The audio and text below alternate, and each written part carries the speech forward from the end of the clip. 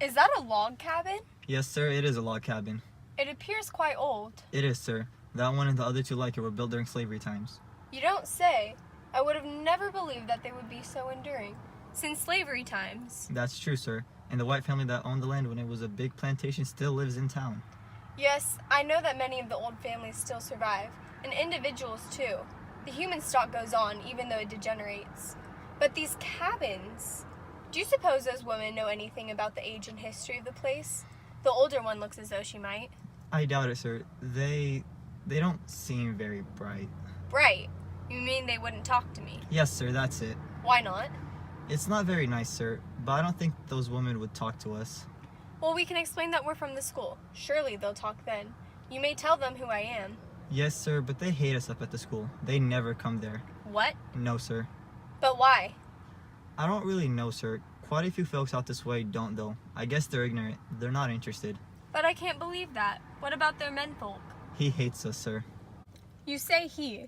Aren't both the women married? The old one is, sir. What happened to the young woman's husband?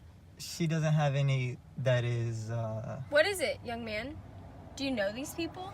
Only a little, sir. There was some talk about them up on the campus a while back. What talk? Well, the young woman is the old woman's daughter. And?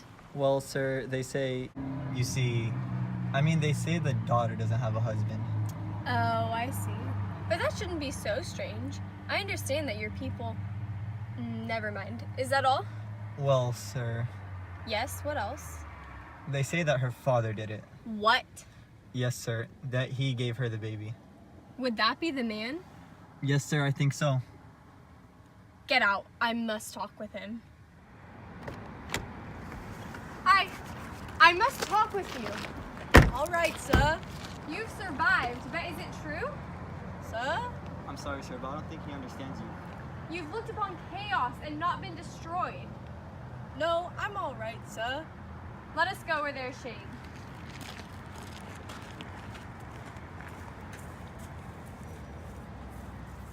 How are you faring? We ain't so bad, sir. But they heard about what happened to us out here. I couldn't get no help from nobody. Now, a lot of folks is curious and goes out of their way to help. Them folks up there at the school isn't strong with the white folks. They was different from when I went up there a long time ago. I thought they was trying to help me on account I got 2 women to birth about the same time. But I got real mad when I found they was trying to get rid of us because they thought we was a disgrace. Yes, sir, I got real mad. So Surely it's a good time to leave now. Mr. Norton needs to get back to the school. To hell with this dream. Things are pretty good now. Every time I think of how cold it was and what a hard time we was having, I gets the shakes.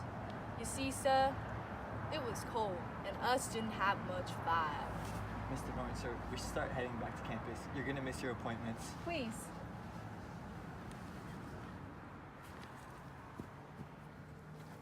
How could he tell this to white men when he knows they'll say that all Negroes do such things? Are you alright, sir? Maybe it's the heat. You got to be born down here to stay in this kind of heat. Perhaps it is the heat. We'd better go. Here, take this and buy some toys for the children for me.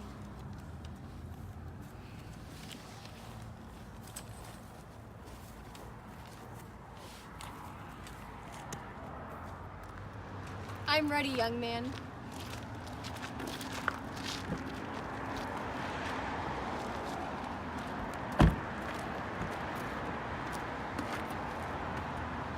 Drive me away.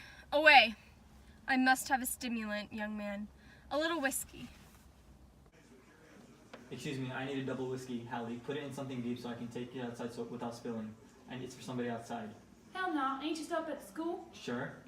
Well, those bastards are trying to close me up again, that's why. You can still drink till you're blue in the face here, but I wouldn't sell you enough to spit through your teeth to take outside. But I've got a sick man out in the car. What car? You ain't never had no car. The white man's car. I'm driving for him. Ain't you in school? He's from the school. Well, who's sick? He is. He's too good to come in? Tell him we don't Jim Crow nobody. But he's sick. He can die. He's important, a trustee. He's rich, and if anything happens to him, they'll have me packed and on my way home. Can't help it, schoolboy. Bring him inside and he can buy enough to swim in. he can drink out of my own private bottle.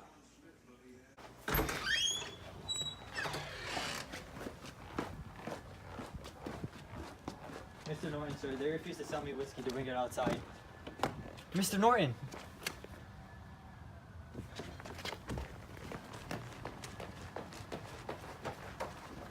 Hallie, help me, he's dying. I done told you, you better bring him in here. He can die, but I still got to pay my bills. Your college will figure it out. At least help me get him out, Hallie. I can't leave my bar. I'll help you. Alright, thank you.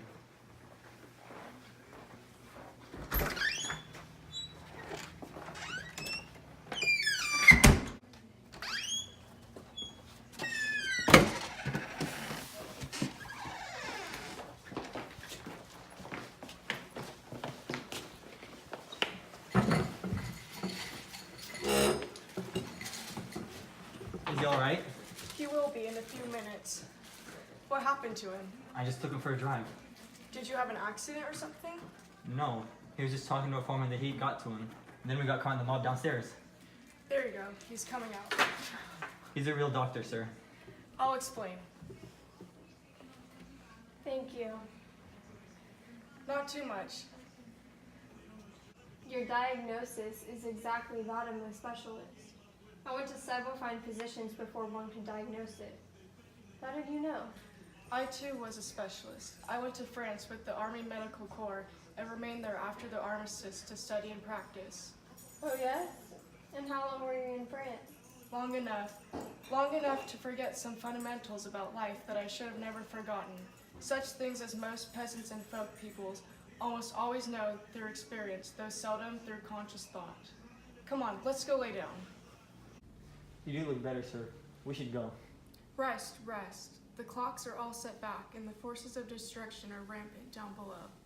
They might suddenly realize what you are, and then your life wouldn't be worth a piece of bankrupt stock. To some, you are the great white father. To others, the lyncher of souls. But for all, you are the confusion come, even to golden day. What are you talking about? I returned to save a life as a master of a scalpel, and I was refused. 10 men in masks drove me out of the city at midnight and beat me with whips for saving a human life. I was forced to the utmost degradation because I possessed skilled hands that could not bring me dignity. And now, do you understand? I don't know. I just know it's time we left. You see, he fails to understand the simple facts of life. Already he's learned to repress not only his emotions, but his humanity.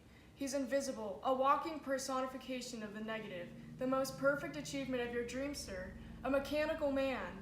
Tell me, why have you been interested in the school, Mr. Norton? Out of a destined role. I've always felt that your people are somehow connected to my destiny. And would you recognize it if you saw it? Why, of course. I've seen it grow each year that I've returned to the campus. The campus, what a destiny. You will hardly recognize it, but it's very fitting that you came to the golden day with the young fellow. I came out of illness. Or rather, he brought me. What do you mean? You cannot see or hear or smell the truth of what you see. And you, looking for destiny? And the boy, he was made of the very mud of the region and sees far less than you. To you, he is a mark on the scorecard of your achievement, a thing, and not a man, or even less, a black, amorphous thing. And you, for all your power, you are not a man to him, but a god, a force. That's enough, young man. Let us go. No, listen, he believes in the great false wisdom taught slaves and pragmatists alike. The white is right, I can tell you his destiny. Now get out before I do you both a favor, bashing in your heads.